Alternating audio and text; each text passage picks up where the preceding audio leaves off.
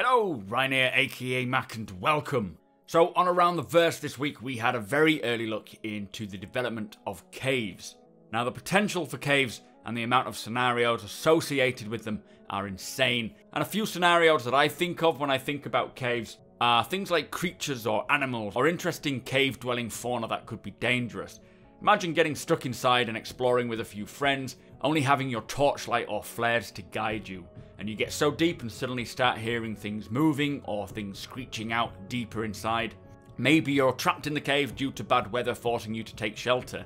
Also, mining on foot could potentially be rewarding, venturing into a cave system to find a very specific, hard to reach mineral, with a few of you acting as a mining team working on separate areas using flares, or having some members providing security would be really exciting. Maybe using an Ursa rover or a similar vehicle to transport people and mined goods in and out as the sort of shifts change.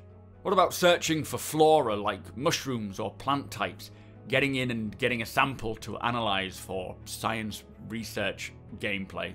I would love it if one day as well they created a way to build outposts or some sort of home or base inside, using it as a hideout, ideal for pirates or criminals.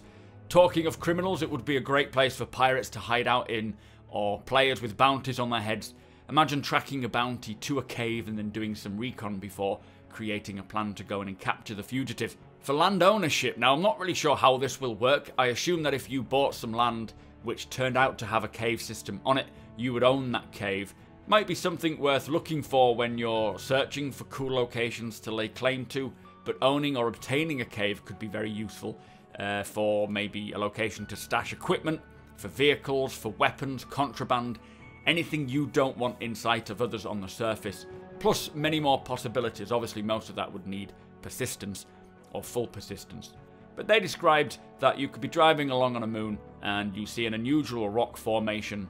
On closer inspection they turn out to be a cave. They went on to say that the cave could have a very tiny entrance but lead to a gigantic cave system, or just be a really large sinkhole big enough to fly a ship into and land. Now every cave, they say, will have a clear path which the player can then traverse. This is the blue line, ensuring that there's nothing as such blocking the player's walkway, with the orange areas being the reserved areas for specific objects to be placed.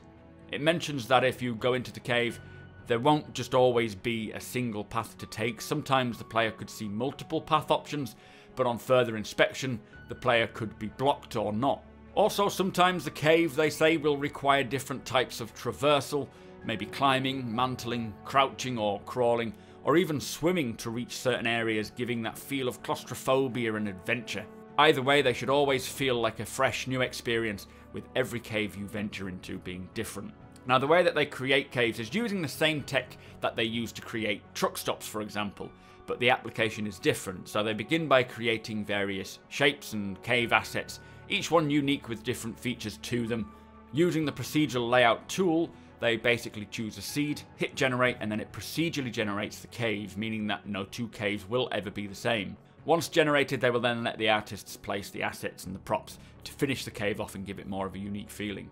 As they were generating the caves, they said that they went to look at them in game and said they had no idea what the cave would be like in game, and it was a very exciting experience just for the developers exploring the caves, and on many occasions even getting lost themselves. Now personally, for a very early work in progress, they have created something incredible here. Obviously they don't look pretty yet. This is purely the first steps of figuring out how to do it and do it well. Once they have the generation and distribution tools working correctly, they will then likely begin set dressing, so adding visual cues to the environment like storytelling elements, wall decorations, rock types, mineable rocks, and whether there's anything dwelling inside. But don't forget that when they add sound and that gets implemented, it will really add to the ambience and the feel of the caves. Now there's no dates as to when caves will come, but like in many other areas of Star Citizen, something that could have potentially been years away from our eyes is suddenly looking closer due to the time that they spent creating the tools